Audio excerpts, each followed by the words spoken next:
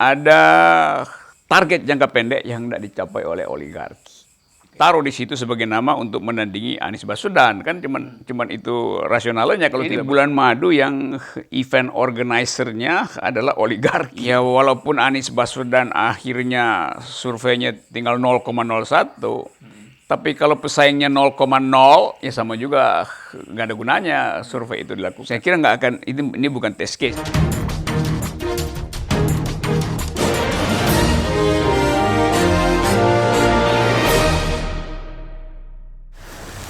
Assalamualaikum warahmatullahi wabarakatuh. Kembali dengan Bung Rocky Gerung. Jadi kalau Anda lihat tampilannya santai, karena memang saya sengaja datang ke rumahnya. Jadi kelihatannya belum cepet ganti baju. Cuman udara agak dingin ya, ini pakai jaket ya. Hari ini berapa tuh?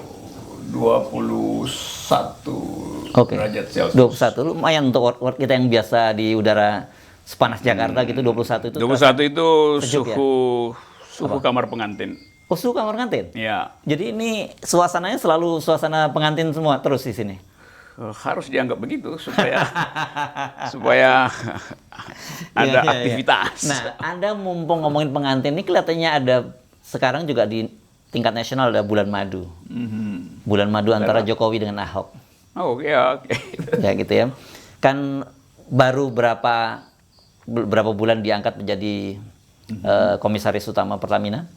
Dan sekarang dia kabarnya menjadi kandidat kepala otorita ibu kota negara yang baru, dan levelnya itu setingkat menteri gitu. No.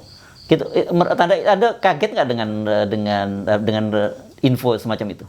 Ya, ini bulan madu yang event organizer-nya adalah oligarki. Gitu ya. Karena itu orang menganggap ada pengetahuan Ahok yang cukup signifikan tentang Jokowi. Oke.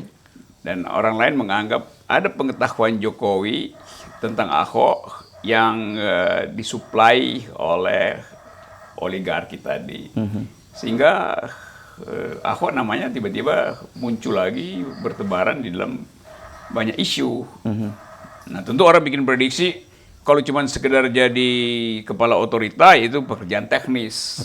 Pasti ada soal di belakang itu, soal transaksi bisnis mungkin, atau soal proyek sebuah Ahok bisa kembali di dalam papan catur politik nasional, itu semua spekulasi. Nah, spekulasi itu berlangsung di dalam ketidakpastian arah pemerintah. Itu justru bahayanya tuh. Karena bagaimanapun Ahok ada dalam kontroversi yang bagi sebagian orang menganggap ada watak yang tidak pas pada Ahok tuh sebagai pemimpin, bukan sebagai manusia. Itu boleh aja dia punya beberapa ciri psikologi yang tidak stabil, tapi sebagai pemimpin mesti ada satu ukuran, yaitu kematangan kejiwaan. Dan ya mungkin itu yang akan jadi problem nanti oleh dia tuh. Ya, tapi kelihatannya apa ya? Kalau dulu kan memang dia didorong untuk menjadi gubernur di ibu kota. Tapi ketika dia kemudian gagal dan sekarang rupanya memang dia didorong terus untuk selalu di pusat kekuasaan gitu, dengan menjadi calon kepala otorita ibu kota itu ya. Ya, artinya sistem oligarki belum menyelesaikan atau belum berhasil memperoleh apa yang diinginkan dalam transaksi, sehingga satu-satunya cara adalah meminta kekuasaan untuk meneruskan semacam agenda atau kurikulum dari oligarki kan. Jadi Anda nggak yakin bahwa ini adalah keinginan pribadi Jokowi, tidak? Ya terlalu serampangan kalau Jokowi punya keinginan itu, dan sebagai presiden dia tahu bahwa Ahok itu jadi liability di dalam sistem politik dia tuh. Tapi dia tidak bisa menghindar untuk itu. Ya, karena itu ada suara gendang yang lebih kuat sehingga Ahok tampil ulang sebagai lagu lama dengan aransemen baru. Anda percaya juga tidak dengan banyaknya orang menduga bahwa kalau lihat begini naga-naganya memang Ahok tuh disiapkan untuk posisi yang lebih tinggi lagi, dalam hal ini katakanlah presiden gitu.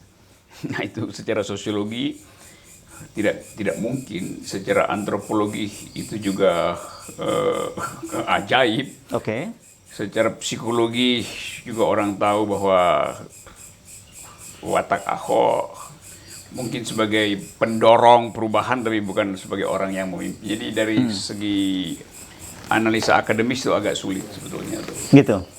Dan kalau dia dipaksakan itu artinya ada target jangka pendek yang tidak dicapai oleh oligarki.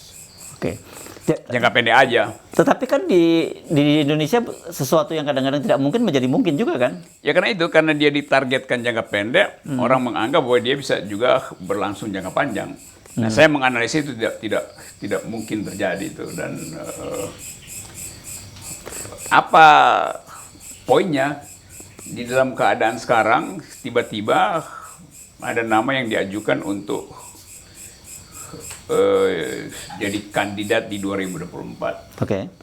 Kalau kita berpikir sejak sekarang itu berarti Ahok ditaruh di situ sebagai nama untuk menandingi Anies Baswedan, kan cuman itu rasionalnya kalau kita berpikir. Kan Anda juga dalam pernah rangka selama itu. ini kemarin juga menyinggung bahwa sampai saat ini kubu sebelah, kubu seberang belum punya calon yang bisa menandingi Anies Baswedan, dan mungkin ini termasuk Ahok yang akan diorbitkan gitu. Ya karena itu, ya Anies Baswedan kan disurvei kemarin bahwa dia turun terus. Ya, karena banjir. Elektabilitasnya karena banjir.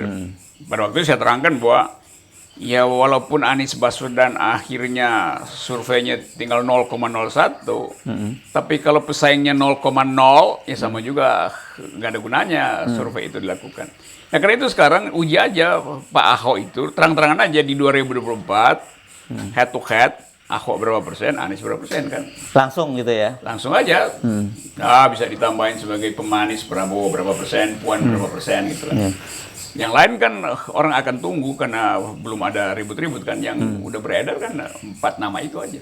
Jadi mungkin justru itulah tahapannya, disiapkan Ahok muncul dulu sebagai komisaris, kemudian muncul sebagai kepala otorita ibu kota yang baru gitu. Dan setelah berhasil kan otomatis mau tidak mau elektabilitasnya juga akan naik.